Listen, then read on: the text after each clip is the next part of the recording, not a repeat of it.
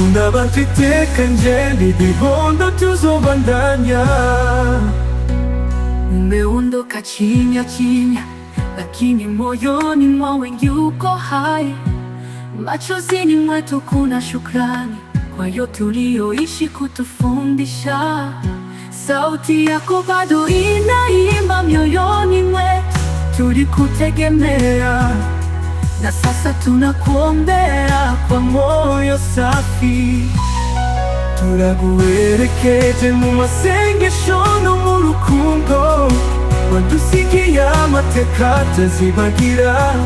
Ugiye iwabo waberayo, mw'ijuru iwacu, mw'ijuru iyo, aho badapfa aho batabura n'ababo.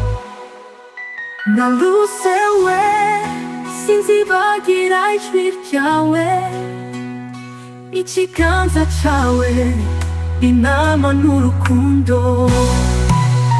Birya wariko udusezera igihe, uwo dusabaga kugutegurira igikorane.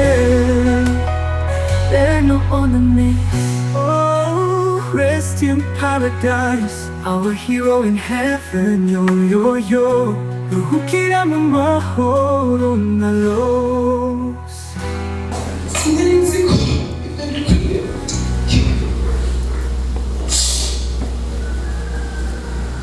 ureko hanze je nawe yarundi ari mukuru. Ijambo ry'umwami wacu Yesu, neno la mfalme wetu Yesu, twebwe abazaba bakiriho, sisi ambao tunaendelea kuwa bado tupo, basigaye wale wamebaki kugeza ku mwana, kufika mwisho, tutazigera tubanziriza na hato, hatutatangulia hata siku moja. Abandi bo bazatubanza, Hawa ndio watatutangulia.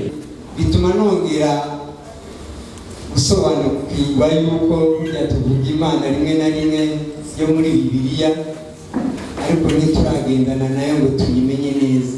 Bene aha tubabaye nibwo kumenya neza uri. Amen.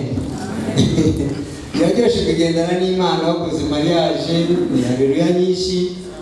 Biraryoshe kugendana n'Imana wabyaye, ndetse wabyaye impanga canke gushuri kwa kundi. Ariko iyo utarabyara 10 kuzura na 15 ngukeneye bene aho ngaho. Amen. Abarokore haleluya. Abatari bo ntacu.